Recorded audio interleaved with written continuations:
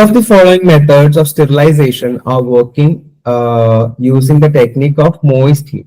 Moist heat വെച്ചിട്ട് ഏതൊക്കെ sterilisation techniques ആണ് താഴെയിലുള്ളതെന്നാണ്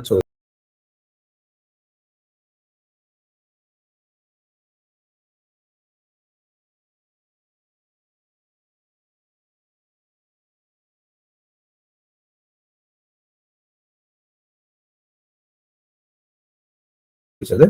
Hot air oven, autoclave, incinerator, hospital sterilizer. The first option only 1 and 2. That is hot air oven and autoclave. Option B only 1 and 3.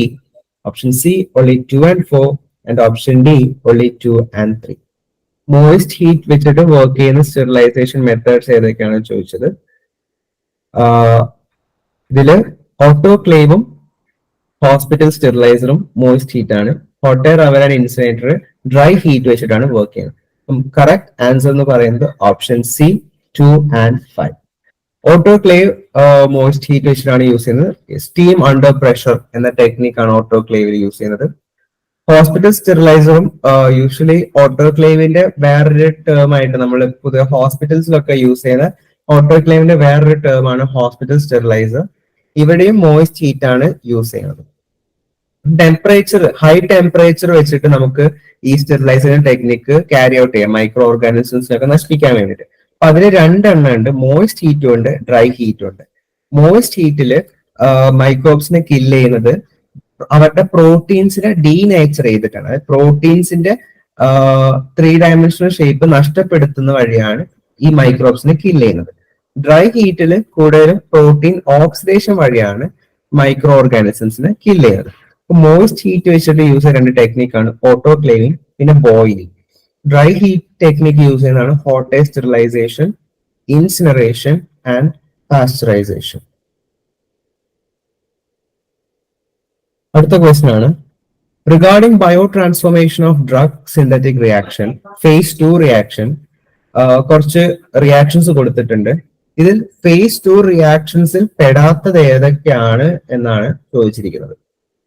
Oxidation, hydrolysis, acetylation, methylation. ഇതില് phase 2 reaction ആണ് അല്ലാത്തത് ഏതൊക്കെയാണ് ചോദിച്ചത്.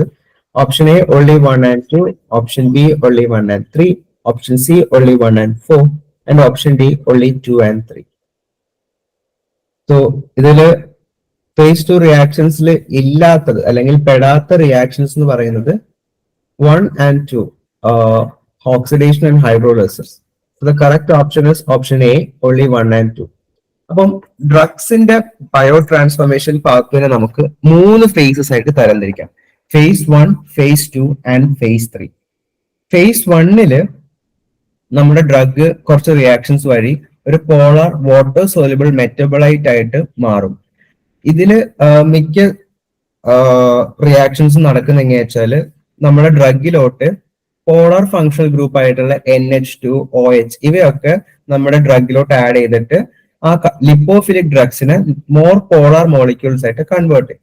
അപ്പൊ phase 1 reactions നടക്കുന്ന 3 reactions ആണ് oxidation, reduction, hydrolysis. ഇതുവഴിയൊക്കെയാണ് lipophilic ഡ്രഗ്സിനെ പോളാർ മോളിക്യൂൾസ് ആയിട്ട് കൺവേർട്ട് ചെയ്യുന്നത്.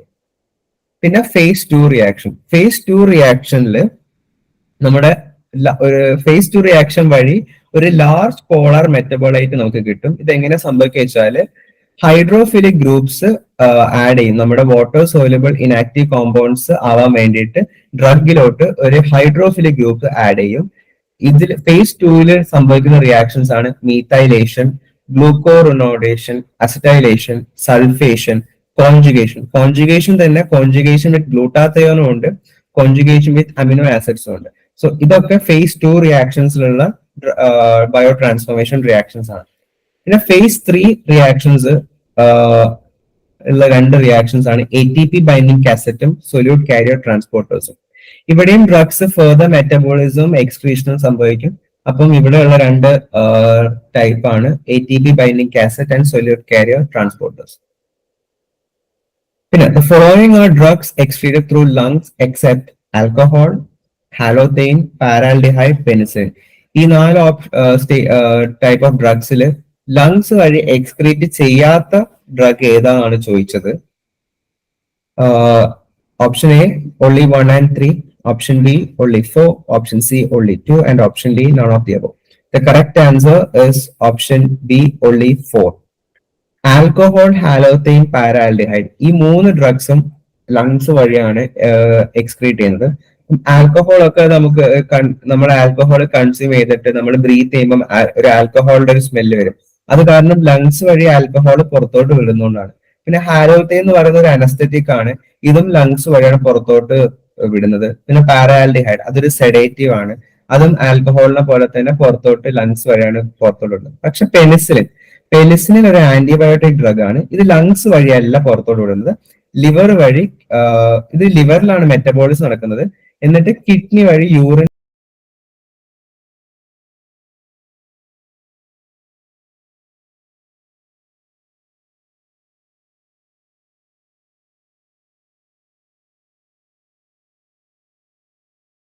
ൂടെയാണ് ഇത് പുറത്തോട്ട് തള്ളുന്നത്. അടുത്ത ചോദ്യം, the following conditions are caused by vitamin A deficiency except xerophthalmia, osteomalacia, scurvy, കെരാട്ടോമലേഷ്യ.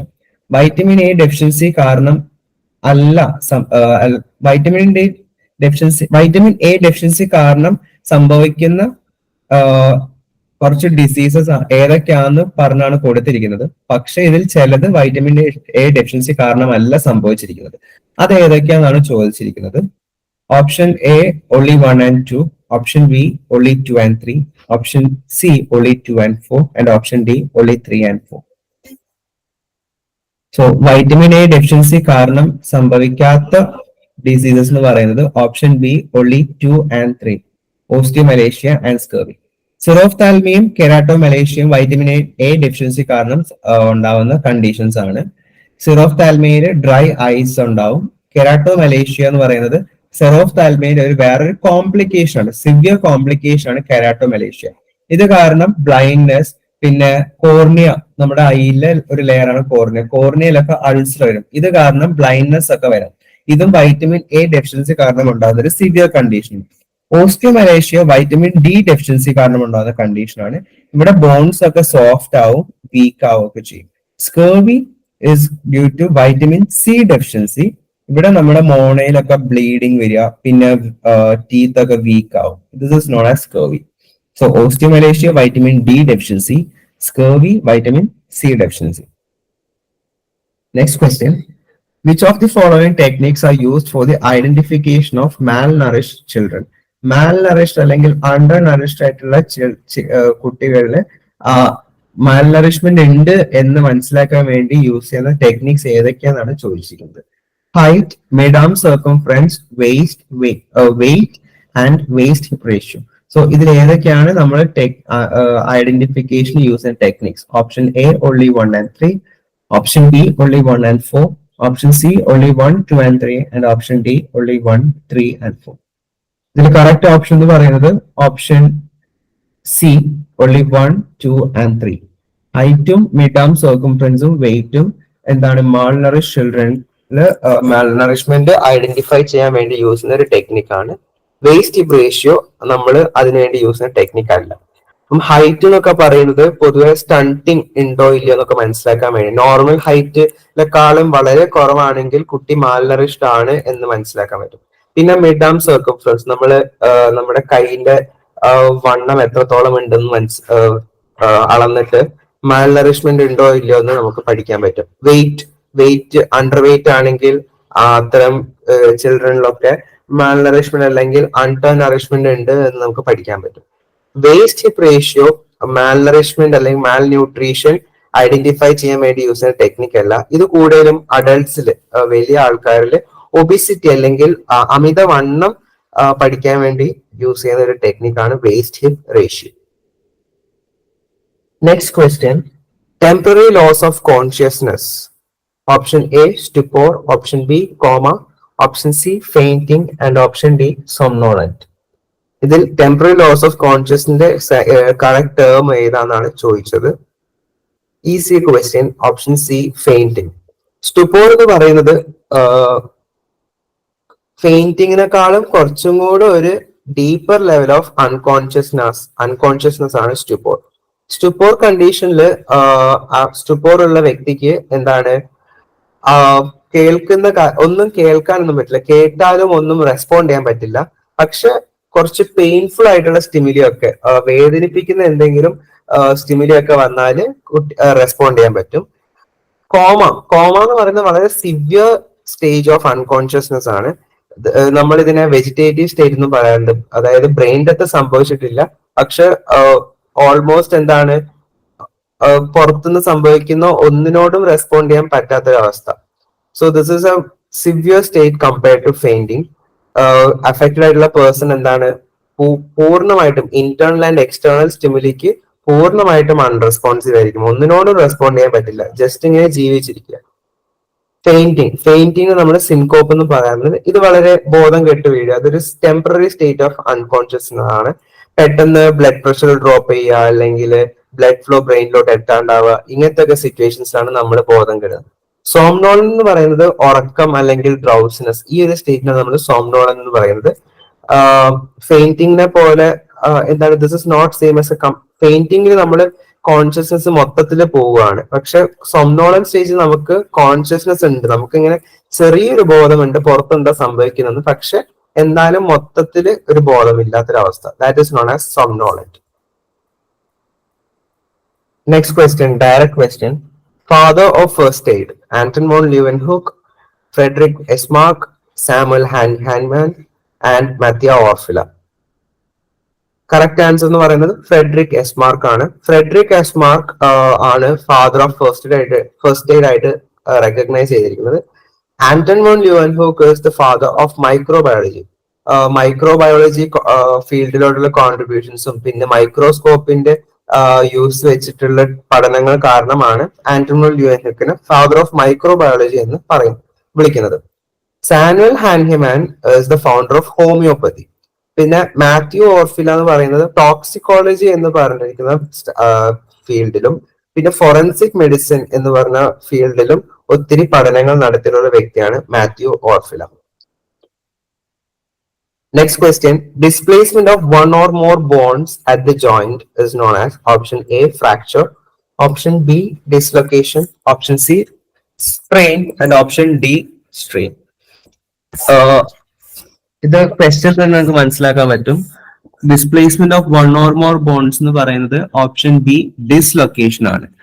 Fracture എന്ന് പറഞ്ഞാല് നമ്മുടെ ബോണിൽ വല്ല പൊട്ടലൊക്കെ സംഭവിക്കുന്നതാണ് ഫ്രാക്ചർ എന്ന് പറയുന്നത്. ഡിസ്ലൊക്കേഷൻ ആണ് നമ്മുടെ ബോണിന്റെ യഥാർത്ഥ പൊസിഷനിൽ നിന്ന് എന്തെങ്കിലും മാറ്റം സംഭവിക്കുക, ബോണിന്റെ പൊസിഷനിൽ മാറ്റങ്ങൾ സംഭവിക്കുന്നത് നമ്മൾ ഡിസ്ലൊക്കേഷൻ എന്ന് പറയുന്നത്. പെട്ടെന്ന് ഒരു സഡൻ ഫോഴ്സ് ഒക്കെ കാരണമായിരിക്കാൻ ബോൺ ഡിസ്ലൊക്കേഷൻ ഒക്കെ സംഭവിക്കുക, ജോയിന്റ് ഒക്കെ മാറിപ്പോകും. സ്ട്രെയിൻ ആൻഡ് സ്ട്രെയിൻ കുറച്ച് ചിലപ്പം കൺഫ്യൂസ് ആവും, ഓൾമോസ്റ്റ് സെയിം ആണ്. സ്ട്രെയിൻ എന്ന് പറയുന്നത് നമ്മുടെ ലിഗമെന്റ്സിൽ ഉണ്ടാവുന്ന സ്ട്രെച്ചിങ് ഓർ ടയറിംഗ് ആണ് സ്ട്രെയിൻ.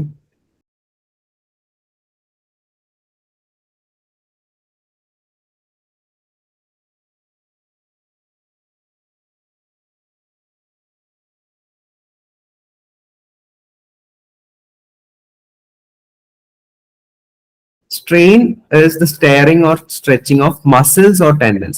So ligaments ഉണ്ടാവുന്ന stretching or tearing ആണ് sprain. മസിൽസിലും ടെൻഡൻസിലും ഉണ്ടാവുന്ന stretching or tearing ആണ് strain. Next question. The wound caused by blunt force is known as option A abrasion, option C laceration, option B laceration, option C bruise and option D incised. Blunt force അല്ലെങ്കിൽ ഭയങ്കര strong ആയിട്ടുള്ള force കാരണം ഉണ്ടാകുന്ന wound ഏതാണെന്നാണ് ചോദിച്ചത്. Correct answer is option C Bruce. Abrasion പൊതുവെ നമ്മൾ പോറൽ എന്നൊക്കെ പറയില്ലേ, ഇങ്ങനെ നമ്മുടെ സ്കിന്നിൽ എന്തെങ്കിലും പോറലൊക്കെ സംഭവിക്കുക, എവിടെയെങ്കിലും ഒരഞ്ഞിട്ടൊക്കെ റഫ് സർഫസിലൊക്കെ നമ്മുടെ സ്കിൻ സ്ക്രേപ്പ് ചെയ്ത് അല്ലെങ്കിൽ ഒരഞ്ഞിട്ടുണ്ടാവുന്ന ആ ഒരു സൂപ്പർഫിഷ്യൽ ലെയർ, സ്കിൻ ലെയേഴ്സിന്റെ സൂപ്പർഫിഷ്യൽ ലെയർ ഒക്കെ റിമൂവ് ചെയ്ത് പോവുക, ആ ഒരു ഇതാണ് അബ്രാഷൻ. ലാസറേഷൻ എന്ന് പറഞ്ഞാൽ നമ്മുടെ സ്കിന്നിൽ മുറിവുകൾ ഉണ്ടാവുക, കൂടുതലും ഷാർപ്പ് ആയിട്ടുള്ള ഒബ്ജക്ട്സ്. പക്ഷെ ഈ ഷാർപ്പ് ഒബ്ജക്ട്സിന്റെ പ്രത്യേകത്തിൽ മുള്ളു പോലത്തെ ഒബ്ജക്ട്സ് കൊണ്ടൊക്കെ ഉണ്ടാവുന്ന ടയർ ആണ് ലാസറേഷൻ. ഇത് ചിലപ്പം ഭയങ്കര ഡീപ്പായിട്ടൊക്കെ ടിഷ്യൂസിൽ ഡാമേജ് വരാം. ബ്രൂസ് അല്ലെങ്കിൽ നമ്മൾ കൺട്യൂഷൻ എന്ന് പറയും. ഇത് ചതവ് എന്നൊക്കെ നമ്മൾ പറയും. നമ്മള് ഇങ്ങനെ ഇടിച്ചിട്ടൊക്കെ നമ്മുടെ സ്കിന്നിന്റെ ഉള്ളിലത്തെ ബ്ലഡ് വെസൽസ് പൊട്ടി ബ്ലഡ് കട്ട പിടിച്ച് നിൽക്കും. പക്ഷെ മുറിവ് ഉണ്ടാവില്ല, സ്കിന്നില് മുറിവൊന്നും ഉണ്ടാവില്ല, പക്ഷെ ഉള്ളിൽ ബ്ലഡ് കട്ട പിടിച്ച് കിടക്കുന്നുണ്ടാവും. ബ്ലഡ് വെസൽസിനൊക്കെ ഡാമേജ് ഉണ്ടാവും. ഇൻസൈസ് അല്ലെങ്കിൽ ഇൻസിഷൻ. സോ ഇതെന്ന് പറയുന്നത് ക്ലീൻ കട്ട് വുഡ്. ഇത് ഇങ്ങനത്തെ മുറിവുകൾ ഉണ്ടാവുന്നത് ഭയങ്കര ഷാർപ്പ് ആൻഡ് സ്മൂത്ത് ആയിട്ടുള്ള ഒബ്ജക്ട്സ് കൊണ്ടാണ്. വാള് അല്ലെങ്കിൽ കത്തി, ഭയങ്കര ഷാർപ്പ് ആയിട്ടുള്ള ഒബ്ജക്ട്സ് കൊണ്ട് ഉണ്ടാവുന്ന സ്കിൻ ഡാമേജസ് ആണ് ഇൻസിഷൻ അല്ലെങ്കിൽ ഇൻസൈസ്. ടിഷ്യൂ ഡാമേജ്, ചുറ്റുമുള്ള ടിഷ്യൂ ഡാമേജ് കുറവായിരിക്കും, പക്ഷെ ഡീപ്പ് ആയിട്ടുള്ള ടിഷ്യൂ ഡാമേജസ് ചിലപ്പം കൂടുതലായിരിക്കും. Next question, the aim of first aid are except to save life, ease pain, declaring death, promote recovery. First എയ്ഡിന്റെ എയിം അല്ലാത്തത് ഏതാണെന്നാണ്? വളരെ ഈസിയാണ്. Option C, declaring death. Death ഒരു വ്യക്തി മരിച്ചു എന്ന് ഡിക്ലെയർ ചെയ്യുന്നത് ഫസ്റ്റ് എയ്ഡിന്റെ എയിം അല്ല, ഫസ്റ്റ് എയ്ഡിന്റെ സ്കോപ്പിന് പുറത്താണ്. ഫസ്റ്റ് എയ്ഡിന്റെ മെയിൻ എയിം എന്ന് പറയുന്നത് ഇഞ്ചുറീന്റെ സിവിയറിറ്റി കുറയ്ക്കുക, പിന്നെ ഇഞ്ചുർ ആയിട്ടുള്ള ആൾക്ക് പ്രൈമറി കെയർ കൊടുക്കുക, പിന്നെ ആ ഒരു സിറ്റുവേഷൻ എന്താണെന്ന് അസസ് ചെയ്യുക. ഇതൊക്കെയാണ് ഫസ്റ്റ് എയ്ഡിന്റെ എയിം എന്ന് പറയുന്നത്. ഡെത്ത് ഡിറ്റർമൈൻ ചെയ്യുന്നത് യൂഷ്വലി ഹോസ്പിറ്റൽ അല്ലെങ്കിൽ മെഡിക്കൽ പ്രൊഫഷണൽസിന്റെ ഡ്യൂട്ടിയാണ്.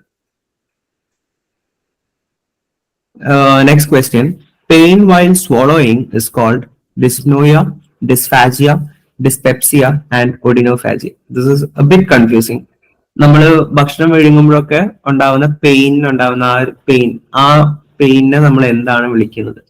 എ ബിറ്റ് കൺഫ്യൂസിങ് ബിക്കോസ് എല്ലാം ഒരേപോലെയാണ് തോന്നുക. Correct answer is odynophagia. Dyspnoea എന്ന് പറയുന്നത് നമുക്ക് ബ്രീതിങ്ങിൽ ഉണ്ടാകുന്ന ഡിഫിക്കൽട്ടിയാണ് ഡിസ്നോയ. ഡിസ്ഫാജിയ ഇസ് നമുക്ക് വിഴുങ്ങാൻ ഉണ്ടാവുന്ന ഡിഫിക്കൽട്ടിനെയാണ് നമ്മൾ ഡിസ്ഫാജിയ എന്ന് പറയുന്നത്. പെയിൻ അല്ല, ഇത് നമ്മൾ ആ ഒരു ബുദ്ധിമുട്ടിനാണ് നമ്മൾ ഡിസ്ഫാജിയ എന്ന് പറയുന്നത്. ഡിസ്പെപ്സിയ യൂഷ്വലി അബ്ഡോമിന്റെ അപ്പർ പാർട്സിൽ ഉണ്ടാവുന്ന ഡിസ്കംഫർട്ട് അല്ലെങ്കിൽ ബുദ്ധിമുട്ട് അല്ലെങ്കിൽ ഒരു ഇൻഡൈജഷൻ, ആ ഒരു ഡിസ്കംഫർട്ടിനെയാണ് നമ്മൾ ഡിസ്പെപ്സിയ എന്ന് പറയുന്നത്.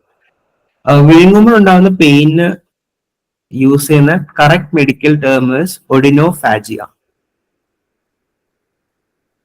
ഇതേപോലെ വേറൊരു കണ്ടീഷനുള്ള ടേമിനാണ് ചോദ്യം ചോദിച്ചിരിക്കുന്നത്, bleeding from nose. Bleeding from nose എന്നുള്ള കറക്റ്റ് മെഡിക്കൽ ടേം ഏതാണ്? Option A, epistaxis, option B, melaena, option C, haemoptysis and option D, haemorrhoid. Correct answer is option A, epistaxis. Epistaxis is a medical term for nosebleed. അതായത് മൂക്കിൽ നിന്നൊക്കെ ചോര വരുന്ന ഒരു condition നമ്മൾ epistaxis എന്നാണ് പറയുന്നത്. മെലീന എന്ന് പറയുന്നത് നമ്മുടെ upper gastro industrial tract, stomach, വയറ്, സ്മോൾ ഇൻഡസ്റ്റൈൻ, ഈ റീജിയൻസിലൊക്കെ ബ്ലീഡിങ് ഉണ്ടാവും. അപ്പം ഇത് കാരണം നമ്മുടെ പാസ് ചെയ്യുന്ന സ്റ്റൂൾസ് കുറച്ച് ബ്ലഡ് കട്ട പിടിച്ച് ബ്ലാക്ക് അല്ലെങ്കിൽ ടാർ കളറിലൊക്കെ നമ്മുടെ എക്സ്ക്രീഷൻ പാസ് ചെയ്യും. ഈ ഒരു കണ്ടീഷനാണ് നമ്മൾ മെലീന എന്ന് പറയുന്നത്. നമ്മുടെ സ്റ്റമക്കിലും സ്മോൾ ഇൻഡസ്റ്റൈൻ റീജൻസിലൊക്കെ ഉണ്ടാകുന്ന ബ്ലീഡിങ് കാരണം നമ്മൾ പാസ് ചെയ്യുന്ന സ്റ്റൂളിൽ ഡാർക്ക് കളർ ആയിരിക്കും, ബ്ലാക്ക് കളർ ഉണ്ടാവുക. ഈ ഒരു കണ്ടീഷനാണ് നമ്മൾ മെലീന എന്ന് പറയുന്നത്. ഹീമോടൈസിസ് എന്ന് വെച്ചാല് എന്താണ്, നമ്മൾ ചുമയ്ക്കുമ്പം കഫത്തിന്റെ കൂടെ ബ്ലഡ് ഉണ്ടാവുക. ഈ ഒരു കണ്ടീഷനാണ് ഹീമോടൈസിസ് എന്ന് പറയുന്നത്. ഇത് കൂടുതലും ലങ്സ്, എയർവേസ്, പിന്നെ അപ്പർ റെസ്പിറേറ്ററി ട്രാക്ട്, ഇവിടെയൊക്കെ ഉണ്ടാവുന്ന ബ്ലീഡിങ് കാരണമായിരിക്കാം നമ്മൾ ചുമയ്ക്കുമ്പം കഫത്തിന്റെ കൂടെ ബ്ലഡ് വരുന്നത്. ഹെമറോയിഡ് എന്ന് പറയുന്ന condition is actually rectum, Anas, ഈ റീജൻസിലൊക്കെയുള്ള ബ്ലഡ് വെസൽസ്, വെയിൻസ് എന്ന് പറയുന്ന ബ്ലഡ് വെസൽസിൽ ഇൻഫ്ലമേഷൻ സംഭവിച്ചിട്ട് ബ്ലീഡിങ് വരും. ഇത് കാരണം നമ്മൾ ആനസ്, റെക്ടം റീജൻസിലൊക്കെ ബ്ലീഡിങ് ഉണ്ടാവും. ഇതിനാണ് ഹെമറോയിഡ് എന്ന് പറയുന്നത്. നോസ് റീജനിൽ ഉണ്ടാവുന്ന ബ്ലീഡിങ് നമ്മൾ എപ്പിസ്റ്റാക്സിസ് എന്നാണ് വിളിക്കുന്നത്. Next question, excessive urination at night. Option A, dysuria, option B, anuria, option C, nocturia and option D, pneumaturia. ഇത് കുറച്ച് ഈസിയാണ്, പേരിന്റെ അർത്ഥം മനസ്സിലാക്കി നമുക്ക് പഠിക്കാൻ പറ്റും. Correct answer is nocturia. Nocturia ആണ് നൈറ്റ് ടൈമിൽ ഉണ്ടാകുന്ന എക്സസീവ് യൂറിനേഷൻ നമ്മൾ യൂസ് ചെയ്യുന്ന മെഡിക്കൽ ടേം. സോ പേരിലുണ്ട് നോക്ചേണൽ ആനിമൽസ് എന്നൊക്കെ പറയില്ല, അതായത് രാത്രി ആക്റ്റീവ് ആയിട്ട് കാണുന്ന ആനിമൽസ് ആണ് നമ്മൾ നോക്ചേൺ എന്ന് പറയുന്നത്. അപ്പൊ രാത്രിയെ സൂചിപ്പിക്കാനാണ് നമ്മൾ നോക്ട് എന്ന് പറയുന്നത്.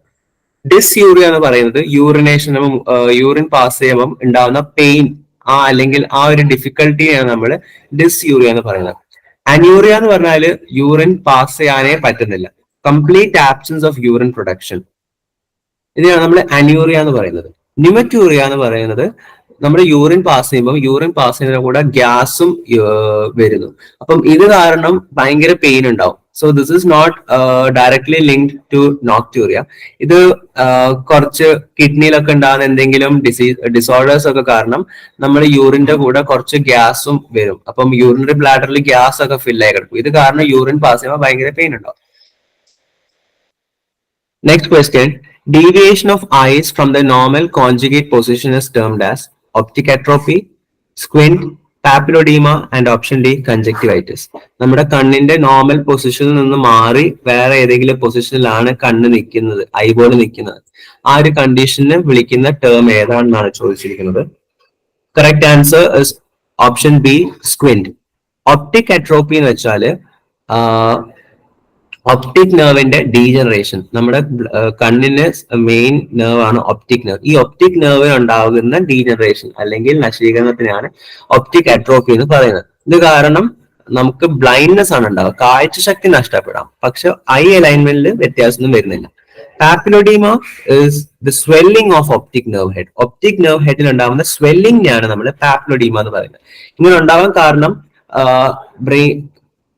ബ്രെയിൻ റീജിയനിൽ, ക്രേനിയൽ റീജിയനിൽ ഉണ്ടാകുന്ന പ്രഷർ കൂടും, ഇൻട്രാക്രേനിയൽ പ്രഷർ കൂടുന്നത് കാരണമാണ് പാപ്പിലോഡീമ സംഭവിക്കുന്നത്. കൺജക്ടിവൈറ്റിസ് നമ്മൾ കൺജക്റ്റീവ ലെയറിന്റെ ഇൻഫ്ലമേഷൻ ആണ്, ഇത് ബാക്ടീരിയൽ ഇൻഫെക്ഷൻ കാരണമാണ് കൺജക്ടിവൈറ്റിസ് ഉണ്ടാവുന്നത്. Squint is also known as strabismus. ഇവിടെയാണ് നമ്മുടെ കണ്ണിന്റെ പൊസിഷൻ നോർമൽ പൊസിഷനിൽ നിന്ന് മാറുക. സോ കണ്ണ് രണ്ടും ഉള്ളിലോട്ട് നടുവിലോട്ടാണ് തിരിഞ്ഞിരിക്കുന്നത്, ആ കണ്ടീഷൻ നമ്മൾ എസ്ട്രോപ്പിയ എന്ന് പറയും. പിന്നെ പുറത്തോട്ടാണ് തിരിഞ്ഞിരിക്കുന്നത്, it is known as exotropia. പിന്നെ താഴോട്ട് ഒരു കണ്ണ് താഴോട്ട് നിൽക്കുന്നുണ്ടെങ്കിൽ it is known as hypotropia. പിന്നെ ഒരു കണ്ണ് മേലോട്ടാണെങ്കിൽ it is known as hypotropia. So ഇതൊക്കെ സ്ക്വിന്റിന്റെ വിവിധ തരം സബ് ടൈപ്സ് ആണ്. Next question, discharge from ear is known as option A, otalgia, option B, otorrhea, option C, deafness, and option D, tinnitus. So the correct answer is option B, otorrhea.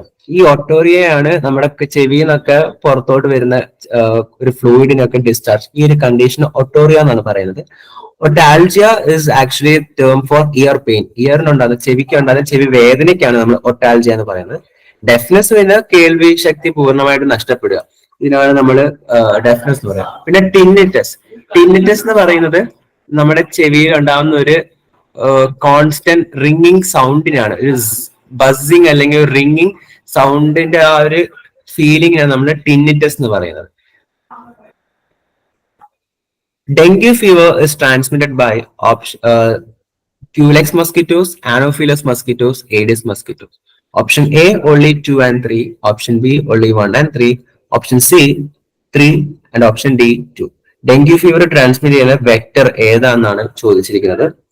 Correct answer is option 3, Aedes aegypti. Culex mosquito transmit ചെയ്യുന്നത് west Nile virus ആണ്.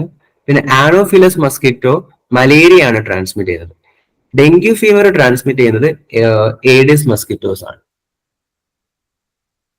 പിന്നെ ഒരു question, prevention of emergence or development of risk factors in population groups in which they have not appeared. അത് ഏത് പ്രിവെൻഷന്റെ ആണെന്നാണ് ചോദിച്ചത്. Primordial prevention, secondary prevention, primary prevention. അപ്പം prevention of emergence or development of risk factors, ഒരു പോപ്പുലേഷനിൽ risk factors develop ചെയ്യുക അല്ലെങ്കിൽ എമേർജ് ചെയ്യുക, ഉടലെടുക്കുക, ഇത് പൂർണ്ണമായിട്ടും പ്രിവെന്റ് ചെയ്യുന്നത് ഏത് ടൈപ്പ് ഓഫ് പ്രിവെൻഷന്റെ ഭാഗമാണെന്നാണ് ചോദിച്ചിരിക്കുന്നത്. കറക്റ്റ് ആൻസർ എന്ന് പറയുന്നത് പ്രൈമോഡിയൽ പ്രിവെൻഷൻ ആണ്. പ്രൈമറി പ്രിവെൻഷന്റെ എയിം എന്ന് പറയുന്നത് ഒരു പോപ്പുലേഷനിൽ സ്പെസിഫിക് ഡിസീസസ് ഒരു ഇൻഡിവിജ്വൽസിൽ വരാണ്ടിരിക്കാൻ പ്രിവെന്റ് ചെയ്യും.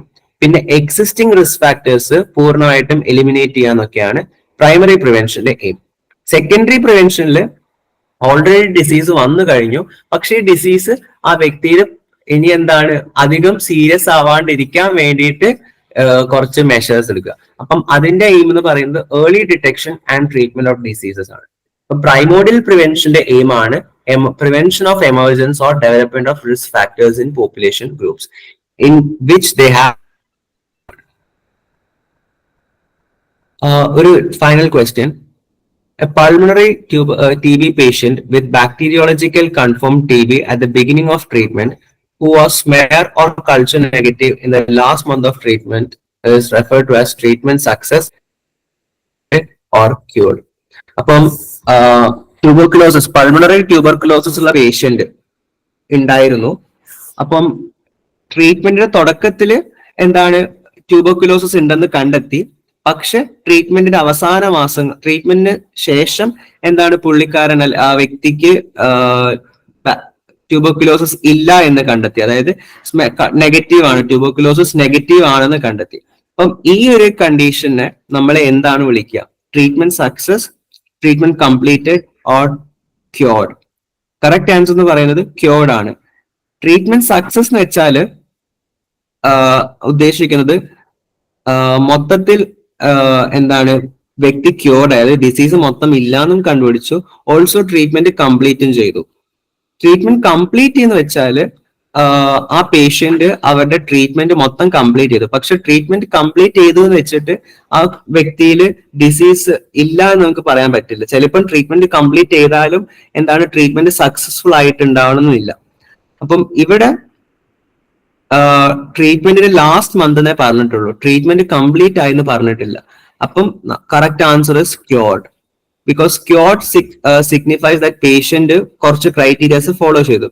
അതായത് bacteriologically confirm TB at the beginning of treatment. അതായത് ട്രീറ്റ്മെന്റിന് തുടക്കത്തില് പുള്ളിക്കാരന് ട്യൂബർക്കുലോസിസ് ഉണ്ടെന്ന് കണ്ടെത്തി. പിന്നെ ട്രീറ്റ്മെന്റിന്റെ അവസാന മാസം നെഗറ്റീവ് ആണെന്ന് കണ്ടെത്തി. സോ ഇപ്പം ഡിസീസ് ഇല്ല. അപ്പം ഇപ്പൊ ഒരു കണ്ടീഷനിൽ ആ വ്യക്തിയിൽ ട്യൂബർക്കുലോസിസ് ഇല്ല. സോ അതിന്റെ അർത്ഥം എന്താണ്? ട്രീറ്റ്മെന്റ് സക്സസ്ഫുൾ ആണ്, പക്ഷെ ട്രീറ്റ്മെന്റ് കംപ്ലീറ്റ് ആയിട്ടില്ല. അതുകൊണ്ട് വ്യക്തി is cured of the disease.